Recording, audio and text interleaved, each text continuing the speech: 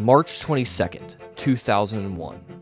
Disney parks around the world are thriving, with their amazingly themed rides, beautiful shows, and exceptional food.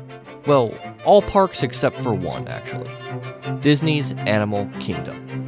A park with virtually no rides at all. And the two rides that Animal Kingdom did offer, a River Rapids ride and an African Safari ride, were great rides, but the duration of them was not long enough to keep people entertained all day. So people got bored throughout the day. So with nothing else to do, the guests left Animal Kingdom and went to one of the other 4 Orlando theme parks, leaving Animal Kingdom completely empty by mid-afternoon. Disney, of course, wanted a way in order to keep the guests at Animal Kingdom all day. This led to 5 years later, in April of 2006, to Disney opening a brand new attraction, Expedition Everest. Expedition Everest was a groundbreaking roller coaster, ahead of its time. It featured 2 track switches, 1 backward section, and an entire prefabricated mountain designed around the track. The theming of the queue, ride, and overall storyline of the ride was so well done that it is debated whether it is the best themed roller coaster in the entire world. And yes, if you're wondering, all that detailed scenery and theming did affect the cost of the ride, giving it a Guinness World Record for the most expensive roller coaster in the world. It cost a total of $100 million and held that record until 2019, when Universal Islands of Adventure's Magical Creatures Motorbike Adventure tripled the world record. But even still today, this ride is a pinnacle of roller coaster engineering and theme park theming. Expedition Everest is an insane accomplishment. You may have even ridden this ride before, and maybe even wondered, how exactly does this ride work? Well, today, I'm going to answer those questions.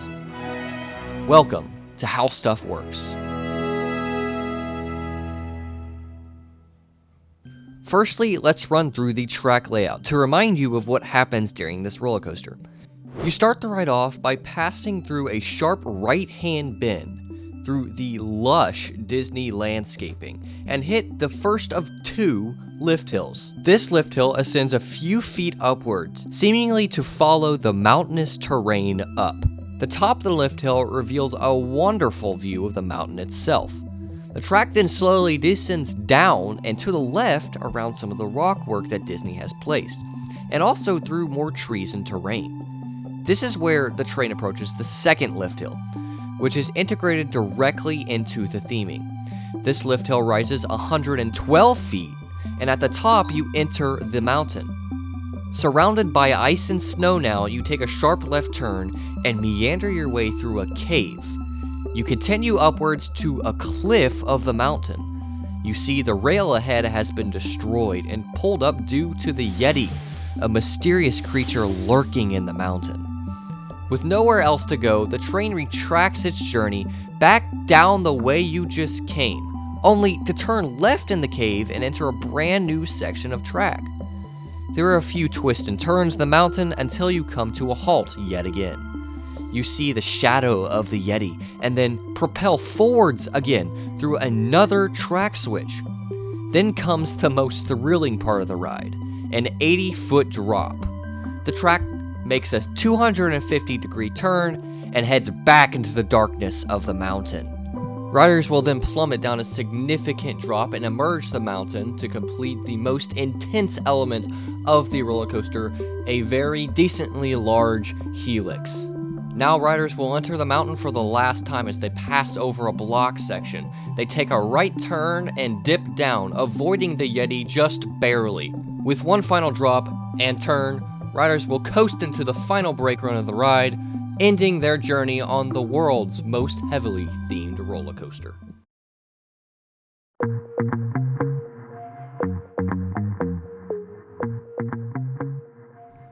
So obviously the theming in this ride is awesome, but other than the theming, what makes this ride so special? Well, the ride was Vekoma's and the world's first roller coaster to feature a switch track. A switch track is a section of roller coaster track that has the ability to change the direction of travel for the roller coaster train.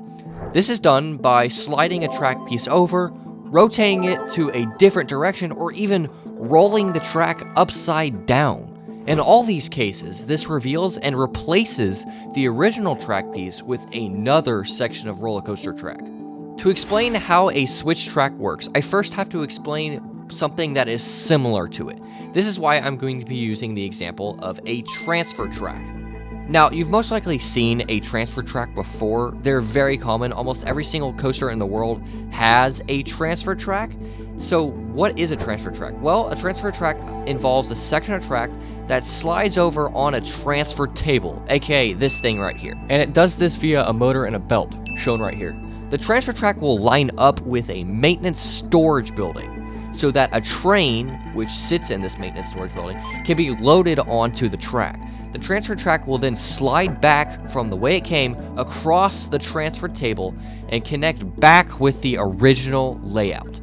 This successfully transfers a train from storage to operations in just a few minutes. Note, the opposite can happen here too. You can transfer a train from operations to storage. Sometimes parks will actually feature a switch track instead of a transfer track on a roller coaster. It's the same basic idea, a track that moves in order to move a train from storage to operations.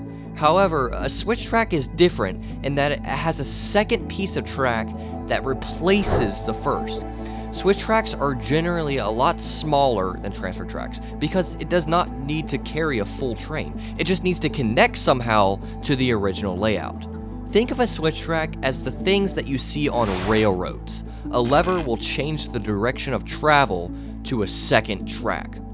Most switch tracks sit on their own little transfer table that can either slide across or even rotate upside down. Every time the switch track performs, a switch, it reveals a second piece of track that the train can now travel across.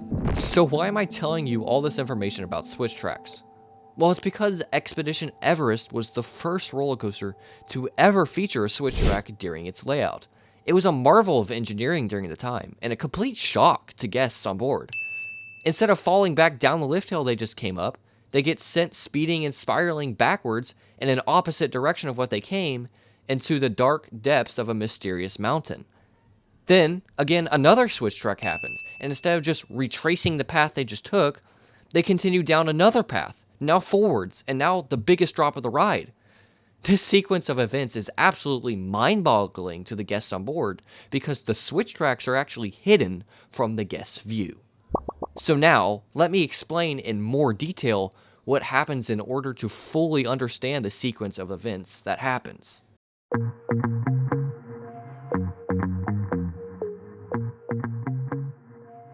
Let's rewind a little bit to explain what happens. The train takes a turn over the switch track and passes over a proximity sensor that marks its position as past the block zone. The train then ascends up an inclined piece of track via a booster wheel. These are also called drive tires. Again, on this piece of track, the train passes over several more proximity sensors. Drive tires are rubber, so they can easily grip the underside of a train. And underneath a train, there's a catch that allows the drive tires to grip even easier. Drive tires are very low maintenance compared to lift hill chains and/or other lifting devices. Really, the only problem that drive tires experience are when it rains. You see, rubber gets really wet and causes slippage between that train when it gets wet. The motors of these drive tires can spin in both directions, clockwise and counterclockwise. As the train gets closer to the end of the track, it approaches another proximity sensor that instructs the drive tires to slow down. The drive tires then stop, but not really. The motors appear to come to a halt, but in reality are still working to counterbalance the train. In other words, it fights the train in the opposite direction so that the train remains halted. However, the drive tires are not the thing actually holding the train still. Roller coaster trains are very heavy, and many tons of pounds, and relying on a few little drive tires to hold that heavy train would be a mistake. So this is why there are pinch or pneumatic brakes, 2 of them, positioned at the very top of the track, These pinch brakes use a high pressure of air to inflate an inner tube inside the brake. This tube expands very quickly upon being filled with the air, and in turn pushes the clamp shut. Pneumatic brakes are way more reliable than drive tires here because they have such a high PSI and pinching power. The two brakes hold the train steady and still until further instruction from the PLC, the programmable logic controller. The train will remain in this halted position until the block zone ahead of it is clear. Simply put, a block zone is a section of track that can only accommodate one train. So what is the next section of track ahead of it? Well, the second switchback. Most likely there is a train sitting on that second switchback, and that train is waiting on the train in front of it to run its block zone sequence. You can see how the pattern repeats here. Every train is waiting on another train. As soon as the block is clear, then the train can go, right? Wrong. Theme parks like to ensure that a switch track is being moved while a train is in a halted location. In other words, a train has no access to that track that is being moved for safety reasons. But in the case of Pantheon and Tutatis and rides like that, this obviously isn't the case. The train gives the switchback enough time to make that switch, but that's a topic for another day.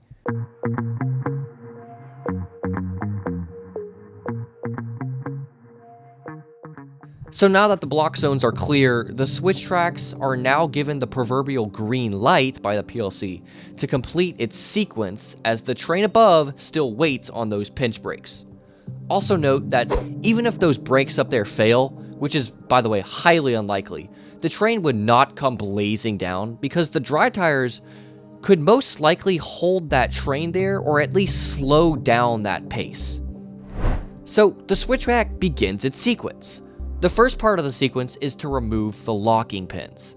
This is done by way of a pneumatic piston positioned under the track. The locking pins act as a safety, making sure that the track will not rotate along its bearing as the train passes over it. There are two sections of locking pins, one at the beginning of the piece of track and one at the end. And there's a sensor watching to see if these locking pins are fully retracted or not.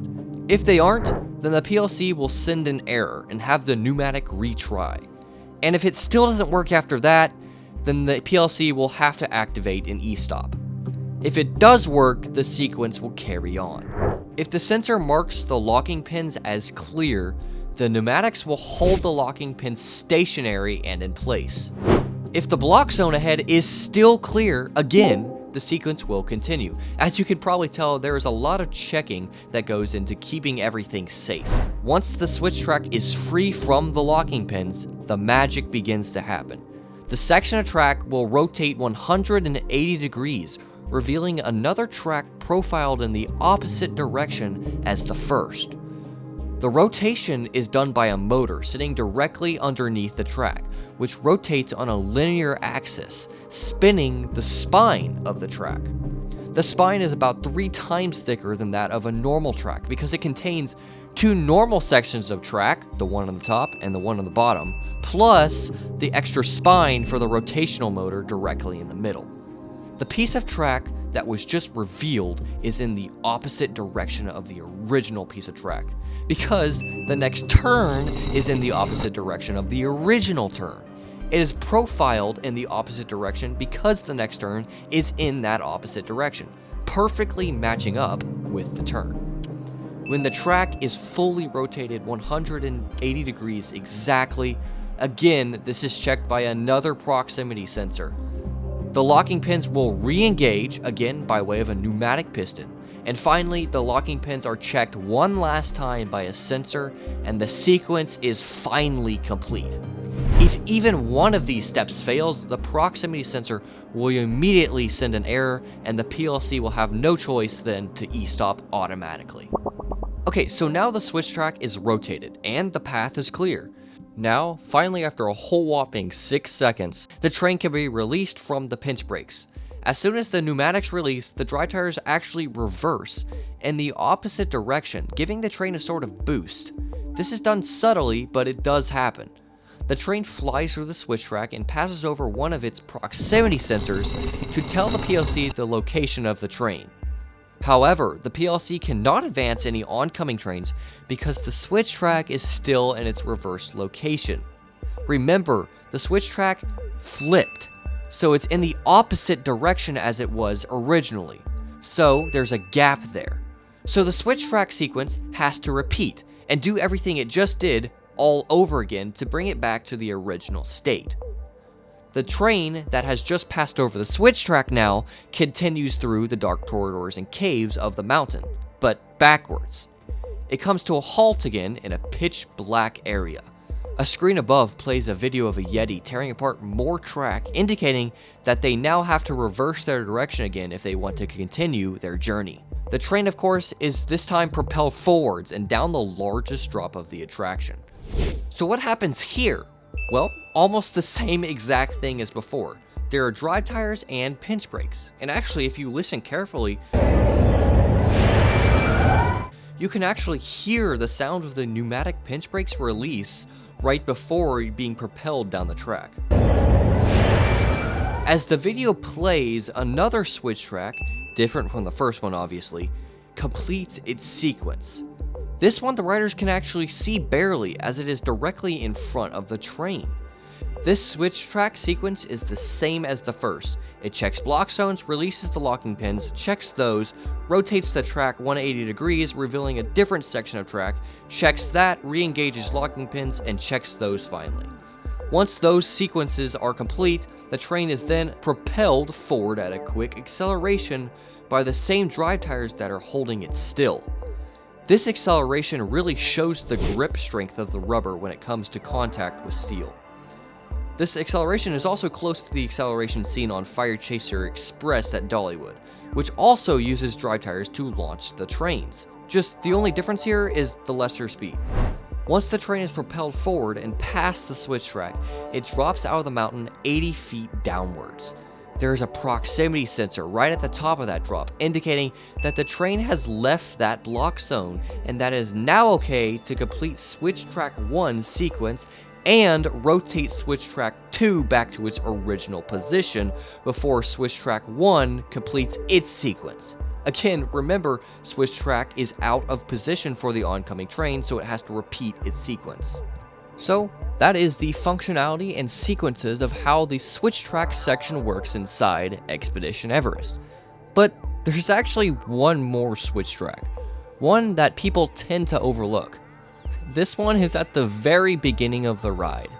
It's the maintenance switch track. You can see it from the station, and this switch track is even simpler than the two inside the mountain. This one simply rotates 30 degrees, revealing the opposite direction on the other track. A train can be then pushed through the track via booster wheels and coast into the brakes on the other side of the transfer, as seen by the Google image here. The process is theoretically the same. There's a locking pin operated by a pneumatic piston which unlatches when the block is clear. Of course, it locks the same way so that a train can pass over it. There is a smartly placed proximity sensor that is triggered once the locking pin has been secured and into the correct position. When that prox is activated, it tells the PLC that everything is A-OK and is good to move the train forward. And then, of course, the process is then repeated to put the switch track back in its original position so that operations may continue. The only purpose of this switch track is to transfer a train. It does not affect operations at all unless maintenance wants to move a train over. So in a way, you could actually consider this its very own little transfer track. The only difference is that it doesn't have a big giant transfer table that the track has to slide across. It simply rotates 30 degrees. Disney most likely went with this option because transfer tables can be somewhat bulky and kind of ugly, but they also wanted to hide the maintenance area of Expedition Everest from the actual ride. So they added a switch track instead of a transfer table in order to do so. So now you know how the switch tracks and block zones work within Expedition Everest. Thank you so much for watching this video and listening to me talk about switch tracks for 15 minutes. I truly appreciate it. This video would not have been possible if it weren't for the publicly available media that's online, and I thank you to all of those whose film was implemented in this video. If you want to learn more about roller coasters or theme parks in general, you should subscribe to my channel, as I make a lot of videos like this one. And even if you possibly want to know more about the aspects of Expedition Everest and how it works, like the lift hill for example, I have a whole separate video for that that's linked above right now. So again, I thank you for watching, and I wish you adieu. Peace.